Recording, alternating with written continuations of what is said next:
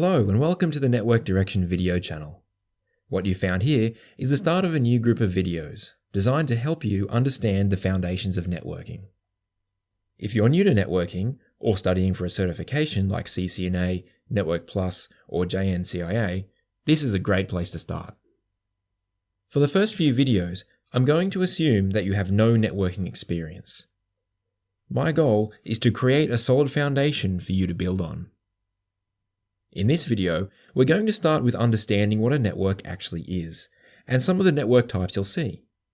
We'll follow up in part 2 with a look at how a network may be cabled and get an overview of addresses. If you like this video, please let me know with the like button. It's important to me to know if I'm on the right track with my videos, so a comment would be helpful too. If you want to see more, please use the subscribe and notification buttons. Now, if you're ready, let's start right at the beginning. What is a network?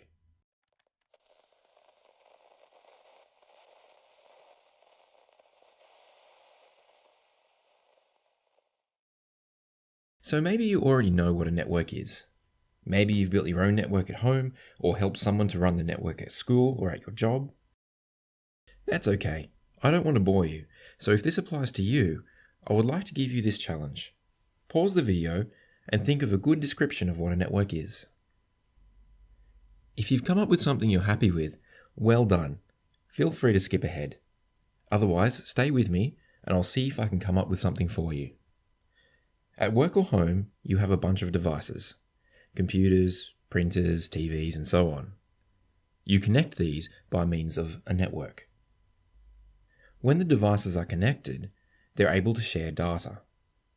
This could be sending a print job to a printer, sending an email, or streaming video. This can also be used for sharing an internet connection. Mostly, network users are unaware of the network they're using. As long as they can browse the internet, do their job, browse YouTube, they're usually fine. For all of these devices to communicate, they need to be connected together somehow. One way is to plug cables into the devices and connect them to another device called a switch. An example is in a school's computer lab. In this case, a computer in the lab connects to a wall socket with a cable. Another cable runs through the wall, which comes out at a patch panel. This may be in a cabinet on the wall somewhere in the room or in another room entirely. The port on the patch panel then connects to the switch.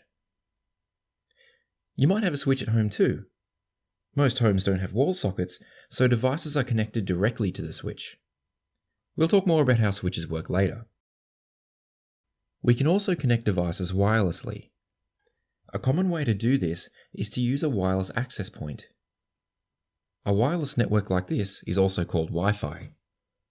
An example of this is if you have a tablet. It is impractical to cable it in, so wireless is a good option. The access point is like a switch without cables. More than one device can connect to the access point at a time, but without the messy cabling. The access point can also be connected to the switch with a cable. This way, wired and wireless devices can all be part of the same network. Having both wired switches and wireless access points gives you more connection options. Imagine you have a laptop in an office. You may connect it to the network with a cable when you're at your desk. When you have a meeting in the conference room, you remove the cable and connect to Wi-Fi.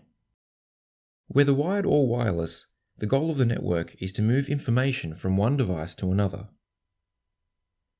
For this to work, the sender and the receiver must understand each other. They need to speak the same language.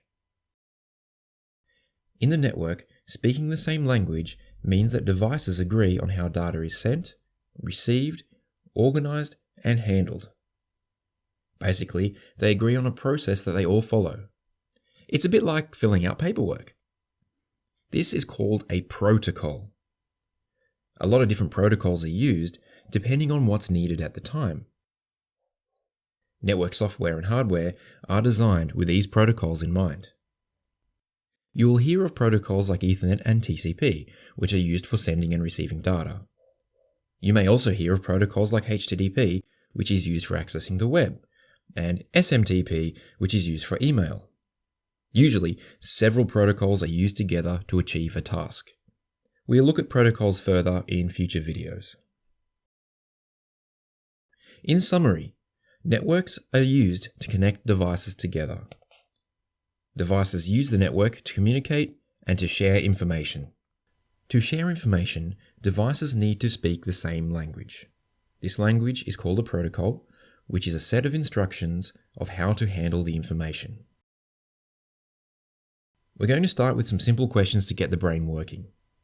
Firstly, what are the two ways computers can connect to the network? To follow on from that, what devices do they usually connect to? And finally, how many protocols are used when one computer accesses another computer?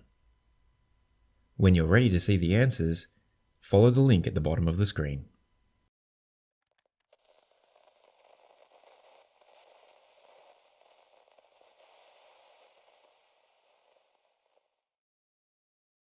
Networks connect devices. You could call devices on the network nodes. Nodes may include devices that help control the traffic flowing through a network, like switches and routers. Nodes also include endpoints or hosts. These are devices that send and receive the bulk of the traffic. This includes workstations, servers, printers, and so on. Networks come in different sizes. A network at home is an example of a small network. These networks usually only have a few nodes. This is called a SOHO network. SOHO means Small Office Home Office. These networks typically have a couple of computers, a printer, a few phones and tablets. Some devices will be wireless, and some are connected to a switch. This might be a good time to mention that people often say hub when they mean switch. You can see why, of course, as the switch looks like a central hub in a SOHO network. But please keep in mind that switches and hubs are very different things. Hubs are really old technology that you generally don't see anymore outside of a museum, while switches are modern and commonly used. They look very similar, so it's easy to mix them up. Have a look at the model number to see if it gives you any clues about what the device really is. In a SOHO network, a router is used to connect to the internet. You might find that the router, switch, and access point are all integrated into one device. While a SOHO network will only have a few devices, a corporation, for example a bank, will have many devices. This is called an enterprise network. The enterprise network may cover several floors in a building. They may also have several office buildings in different cities or even across different countries. An internet provider has a very large network. This is called a service provider network. Not only do they provide internet access, they also offer services to connect their customers together. Consider the bank with offices all around the country. The service provider uses part of their network to join these offices together. When devices are collected into a local area, we call this a local area network, or LAN. The LAN may be a small network. In a SOHO network, the LAN is the switch with the handful of devices connected.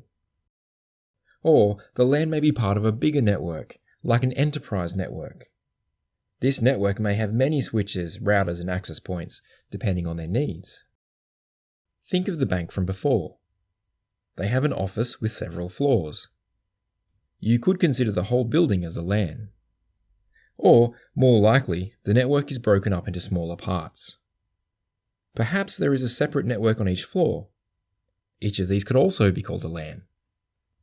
These separate LANs may be connected together, but we'll talk more about that later. But a bank's network is going to be larger than just one building. Banks have offices all over the country and all over the world. Even though they are far apart, these networks can be joined together. This is called a WAN, or Wide Area Network. Imagine for a moment that you work for a company with an office in Sydney and an office in Melbourne. You could contact a service provider and they can connect these offices for you. WANs are a topic all of their own, so we'll cover them in detail in a later video. Let's take a moment for a quick summary. All networks are different, and this includes their size. A SOHO network is very small, while an enterprise network may be very large. Of course, your network could fit in anywhere in between. A LAN or local area network is a collection of network devices in a local area, like a single building. A WAN or wide area network connects networks that are far apart. And once again, it's time to get the brain working. Here's something to think about. You work for a company that has a finance division, an engineering division, and an admin division. Each group have their own network, and the networks are joined together. Is this network still a LAN, or is it something else entirely? The company grows and adds a retail division. In addition to the head office, there is now 6 branch offices. What type of network is this?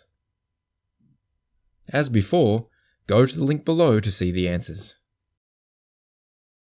I hope you've enjoyed part 1 of this series.